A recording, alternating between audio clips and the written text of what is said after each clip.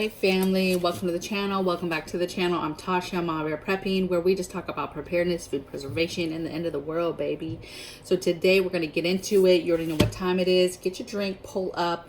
Let's talk about it. So things are pretty crazy right now with the fuel situation, right? From coal problems, from natural gas problems, from gas, diesel, you name it. If it has to do with gas, fuel, whatever, we've had all types of storylines in the headlines over the past year, not just here, but all over the world, of concerns and issues, right? And how this affects us, how this affects your family, how does this affect your money, right? Your bills, and all of that, your budget, right?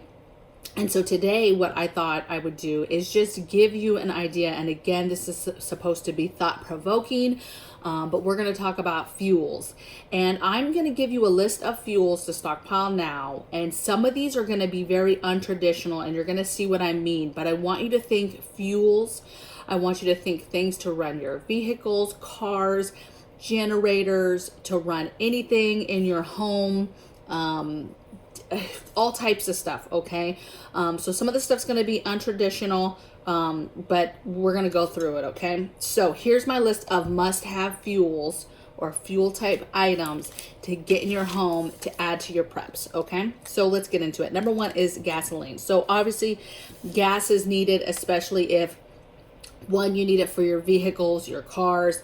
You need to be thinking about anything else on your property that may take gas and reasons why you need to stack gas, right? Is it vehicles? Is it an RV? Is it an ATV? Is it anything? A lawnmower?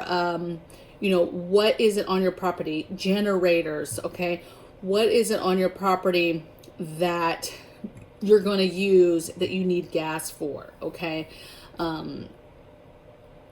It's very scary, if you will, when we go through periods where there's gas shortages, because then people lose their minds and they're literally like, how do you get from one place to another without gas, right?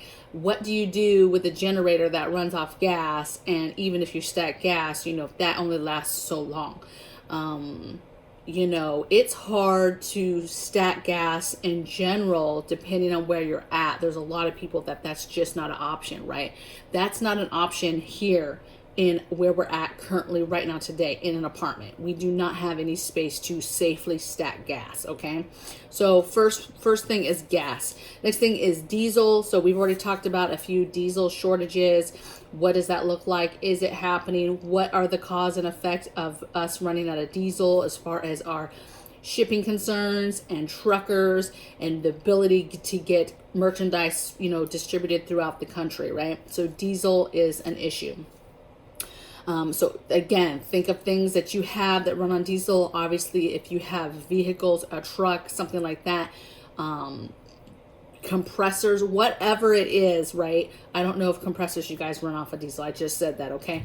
But again, just anything that you need that's on your property where you need diesel. Another type of fuel that I think is super beneficial to anybody who prepares, because a lot of items take it, and that's propane. Propane I like because also you can get in multiple different sizes. The two most common that you probably see is a 1 pound bottle and the 20-pound bottle. That 20-pound one is the one you typically see outside of somebody's barbecuer, right? So you have those that you can refill, and then you have the 1 pounders that you can buy, right? Typically come in like a 2-pack, right, at Walmart or wherever.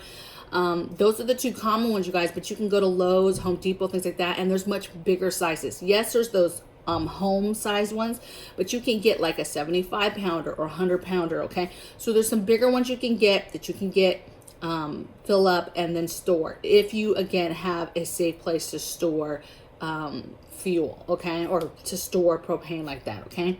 Obviously, if you've got property and you have a large propane tank, a larger one or something to that effect, that's awesome. But a lot of people don't have that. So my favorite is the 2-pack from Walmart. I think it was Rogue Preparedness did a video a while ago where she said they literally lived off of those little green 1 pound propane tanks for their cooking stove, for their cook stove, for like 2 months straight. And I think one of those, she said, lasted her 2 weeks. And that was with them doing all their cooking. Now, I'm sure she wasn't in there, you guys, baking cookies and cooking all day with an open flame all day long, right? That was just to make their coffee and then make something to eat and just for their meals only. But that's about how long she said that it lasted her, okay? Everybody will be a little bit different depending on what you're using it for, but those are my faves. They're very safe to store, especially if you're in a situation where you have an apartment, something along those lines. You don't really have a lot of extra storage space like a garage or somewhere else, okay? Next thing I have is butane. I like butane as well. Safe to keep. We have boxes of that. You can buy them by the case. You can get them at Home Depot, Lowe's, depending on where you live. Will depend on if you can get these different fuels shipped to you, right? Depending on the laws for your state. But butane is very easy. I like butane because, again, we have cook stoves that take the propane and the butane, okay? And those are two fuels, again, that are, I think, go-tos when it comes to your alternate heating sources or your alternate cooking sources in a small confined, like in an apartment type setting, okay? Next thing I have is the jet boil fuels, right? The canisters of fuel that you can get that go on like those not jet packs, but those little jet stoves, okay, that open up and they have the 3 prongs. Those go right on those jet boil fuels perfectly, and again are perfect for quick stuff, super hot stuff that you want to get hot quick, right? You want to heat up some water very quickly for coffee, stuff along those lines. I love those. Another thing is sternos. So again, a very nice, safe, low heat type source that you can stick under a pan and warm up some food. And isn't, it is a flame, but it's very safe type of environment, safe way to heat up food. It doesn't take a whole lot of other resources and other fuels to do, right? You just pop it open and light it, and they last a decent amount of time as well. And again, they're much cheaper and they're great for apartments, you guys. Next thing I have is pellets. So if you have any kind of stove, depending on what kind of stove you have, what is the fuel that stove takes in your home, right? If you have a pellet stove, pellets would be a type of fuel. Next thing is wood. So again, you have a wood stove, or if you have any kind of smoker, a fuel for those type of items is going to be wood, okay? Even if you have a fire pit, you have a wood stove, whatever it is, wood is a bona fide fuel type, okay? For gasifiers, wood, wood is super, super important, okay? So that's a fuel type. Next thing I have is charcoal. Don't sleep on it, baby. If all you have is your extra, you don't have a lot of money, but you have a barbecue, right? You guys are used to barbecuing outside. That's fine then. That's your preparedness cooking, okay? And prepare to do so, especially if you don't have money. That's what you got. So that's what you're going to have work. But you need to get the things, right? If it's propane, you need to stack the propane. If it's not and it's charcoal, then stack charcoal. Start getting your bags of charcoal. Find a nice dark, place to keep them, nice dry place to keep it, and keep your charcoal stacked up in case you have to cook on that barbecuer, okay? If that's what you got, that's what you got, okay? Again, you could use that for some kind of smoker, some kind of rocket stove. There's all types of ways that you can use fuel, charcoal, to be able to cook or stay warm or whatever, okay? Next thing I have is wood chips. Same thing. If you're thinking smoker and you're thinking you actually want to actually get some good taste to a piece of meat or something, obviously if it's grid down, maybe you're not getting that fancy, but again, it is a source of fuel, okay?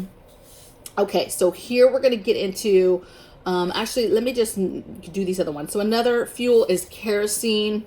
There's different kerosene heaters and different alternate heating sources that can take kerosene. You have camp stove oil. You have lantern oil, right? So your liquid oils that are for camping lanterns or lanterns in your home. Basically the oil, the fuel that is needed for those lanterns to be able to light them off, okay? Okay, so The rest are what I would call, you guys, my unconventional type fuels, but I think they're super important to get because they fuel something, right? They help assist you in fueling something that is needed. So I have matches on here.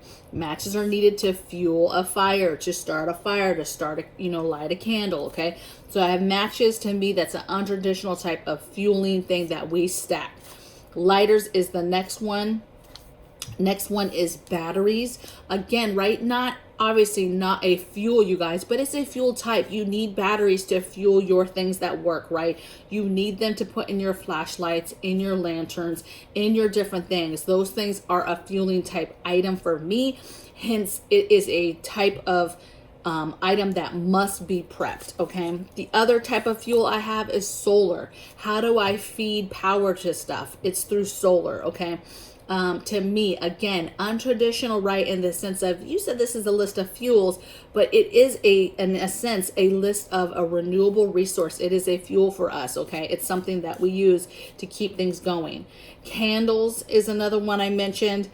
Crisco, so the Crisco fat, okay, that can be used to fashion a candle. Therefore, it's a fuel. It can be lit, okay, and it will stay lit. So Crisco to me is a type of fuel, okay.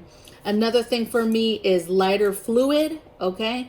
Having the ability to get a fire bigger for whatever reason, whether it's a signal fire, whether it's just trying to make it bigger so that you can get it as hot as soon as possible so that you can cook off whatever it is you're trying to cook off and then immediately put it out.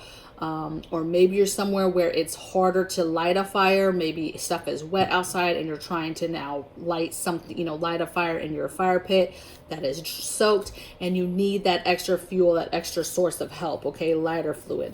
And then the last thing I have is alcohol. So this is another very safe way to cook food in your home. If you have an alcohol burner, you have a little stove and you literally put alcohol in it, and then you can burn that and you can then cook on that little burner. You can warm up food, heat water, whatever. Okay, so it's another source that is very, it's a fuel, okay? It will light off and you can use it for multiple resources, okay? That's why people make Molotovs with it, obviously. It lights, okay? So this is my list, you guys, of fuels, of must-have fuels to stockpile now. There may be stuff I'm missing here, but for me, remember, this channel is to walk you through things and give you ideas going off of what my family does, things that my family preps. And these are all things that are very, very important for us in regards to fuel or fueling something important, fueling something that is a preparedness item that is a must-have in our family.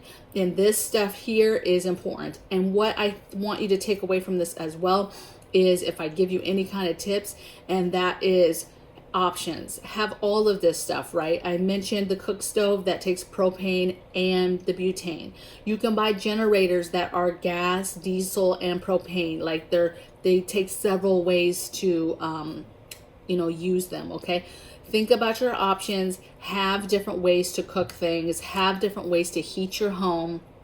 Have different ways to fuel things, okay? For the day that you can't get that particular fuel, you're not dead in the water. You guys just shift to a different type of fuel, okay? And it will spread out your resources, all right? I hope you guys enjoyed this. I'm looking forward to hearing in the comments below your guys' thoughts on fuels, the importance of fuels, what fuels. Is there any fuels that I didn't talk about that is prevalent in your family as far as your preparedness game and what you guys are doing? And then also, if there's more like kind of untraditional type fueling type topics or things you guys want to mention in the comments to help people, to get people's minds thinking, please do that. And I will see you guys in the next video. Take care. Bye.